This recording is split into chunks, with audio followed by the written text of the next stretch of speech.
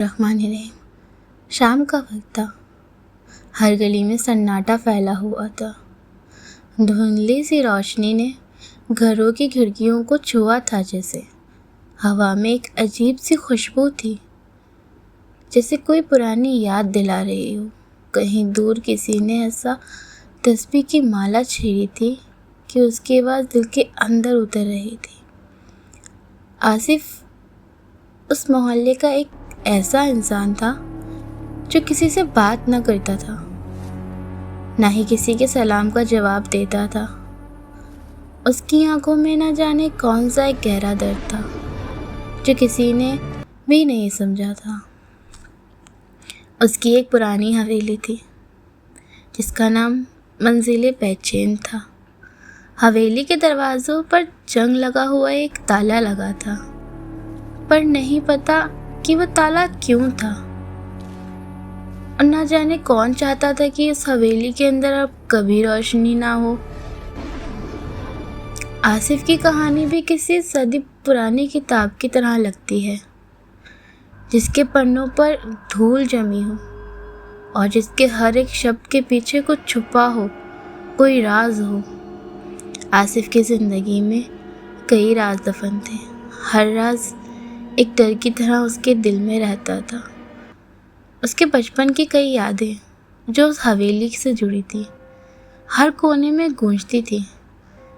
وہ حویلی جہاں پر چھپا تھا کوئی پرانا راز جو کسی نے کبھی کھولنے کی ہمت ہی نہیں کی تھی۔ اس راز کی وجہ سے ہی آصف کے پریوار کے کچھ سدسیہ دھیرے دھیرے غائب ہونے لگے۔ لوگ کہتے تھے کہ وہ حویلی منحوس ہے، بری ہے، اس میں آصف زدہ چیزیں رہتی ہیں جو راتوں کو ہنستی ہیں اور دن میں کچھ چھپ جاتی ہیں۔ پر آصف کبھی نہیں بات مانتا تھا۔ وہ ہمیشہ کہتا تھا، سچ وہی ہے جو ہم دیکھتے ہیں، باقی سب اندھیرا ہوتا ہے۔ پر ایک رات کچھ ایسا ہوا جب اندھیرے نے اپنا اصلی رنگ دکھایا۔ آصف حویلی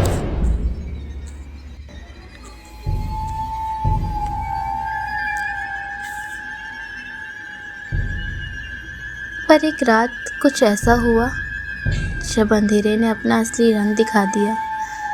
آصف اس حویلی کے اس پرانے کمرے میں گیا جہاں پر ایک پرانی سی تصویر لٹکی تھی۔ وہ تصویر ایک لڑکی کی تھی جس کی آنکھوں میں غم، درد اور محبت دونوں ایک ساتھ جھلکتے تھے۔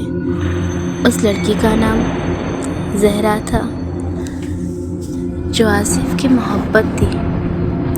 پر زہرا اچانک غائب ہو گئی تھی، نہ جانے کیوں، پر کسی کو اس بات کا پتہ نہ چلا، اور اس کے بنا آصف کی زندگی مانو ادھوری سی تھی۔ زہرا کے جانے کے بعد آصف کا دل ہمیشہ اداس رہتا تھا۔ وہ روز اس تصویر کے سامنے کھڑا ہوتا اور بس اسے دیکھتا رہتا تھا، جیسے کوئی بات کرنا چاہتا ہو، اسے سوال کرنا چاہتا ہو، کہنا چاہتا ہو، کہاں ہو تم؟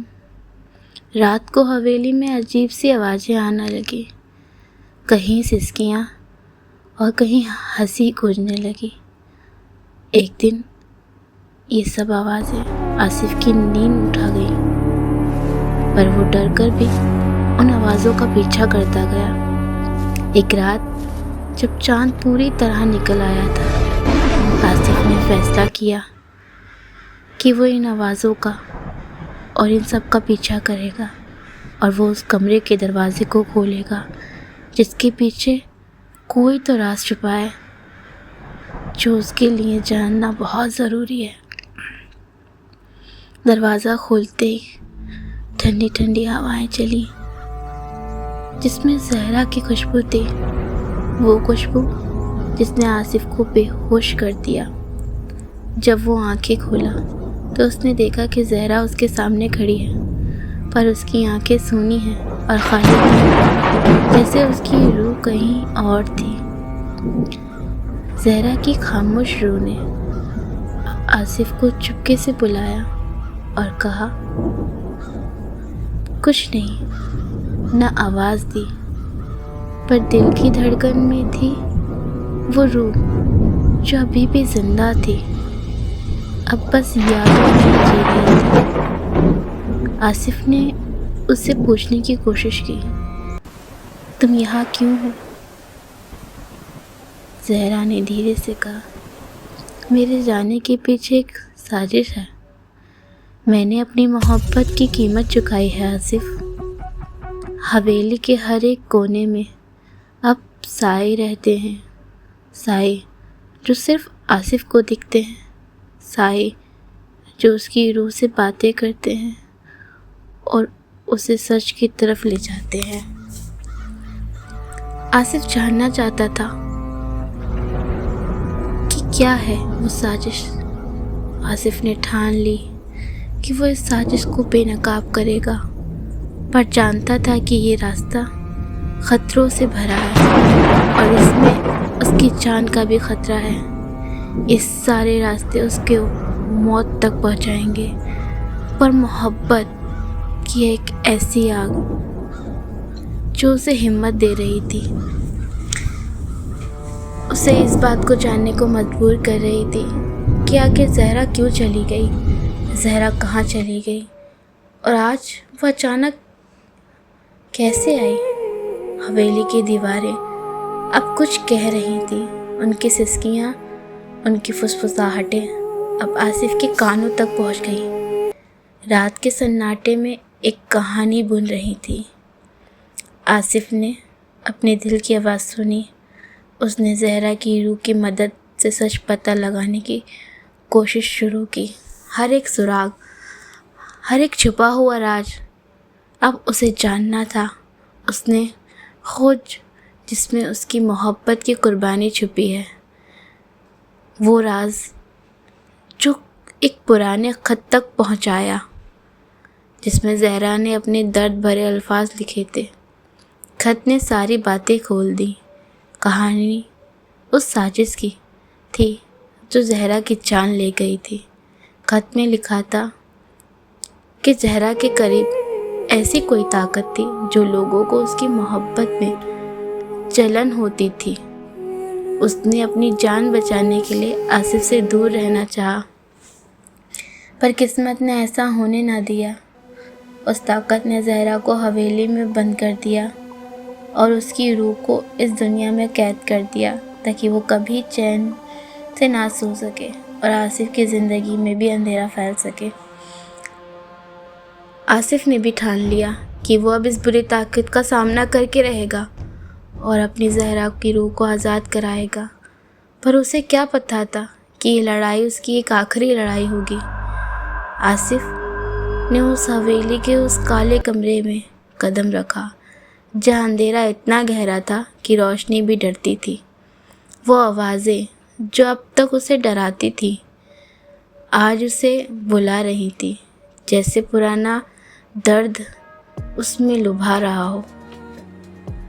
حویلی کی دیواروں پر عجیب سے نشان بنے ہوئے تھے جنہیں دیکھ کر ایسا لگتا تھا جیسے کوئی پریت چلا آ رہا ہو۔ وہاں آصف نے اپنی ہمت جٹائی اور آواز کا پیچھا کیا جس نے اسے ایک چھوٹی سی کتاب تک پہنچا دیا۔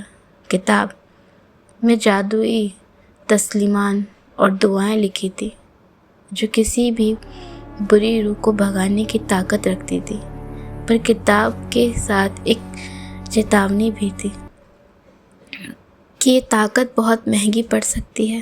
آصف نے کتاب کو ہاتھ میں لیا، اس نے دعائیں پڑھنا شروع کی۔ ہر شب میں اس کی آواز کانپ رہی تھی، پر دل میں ایک امید چل رہی تھی۔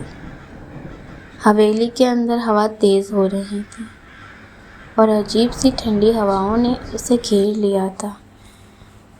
ایک اندھیرا سایہ اس کے سامنے آ کھڑا ہوا جو زہرا کی روح کی بندش تھا۔ سایہ بولا، تم نہیں بچو گے آصف۔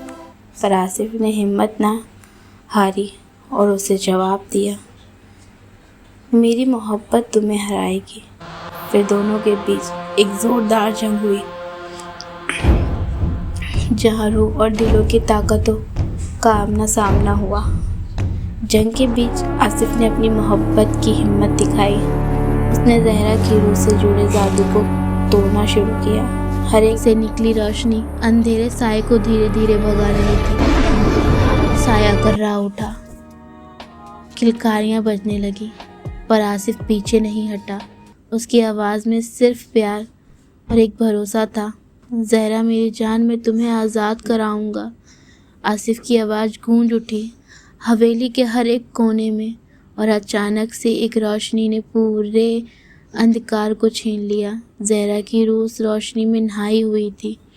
اس کی آنکھوں میں پہلے سے زیادہ سکون اور محبت تھی۔ وہ مسکرائی اور ایک آخری بار آصف کو دیکھا، پھر دھیرے دھیرے اس کی روح اس روشنی کے ساتھ کہیں اور چلی گئی۔ آصف نے اپنی محبت کو کھو دیا تھا، پر اس نے اپنی روح کو آزاد کر دیا تھا۔ اب حویلی کے ہر کونے میں صرف پیار کی خوشبو تھی، اور آصف کی زندگی میں ایک نئی امید جاگی تھی۔ وہ جان گیا تھا کہ سچا پیار کبھی ختم نہیں ہوتا، وہ تو ہمیشہ کسی نہ کسی کے روپ میں مل ہی جاتا ہے۔ اب کیا نا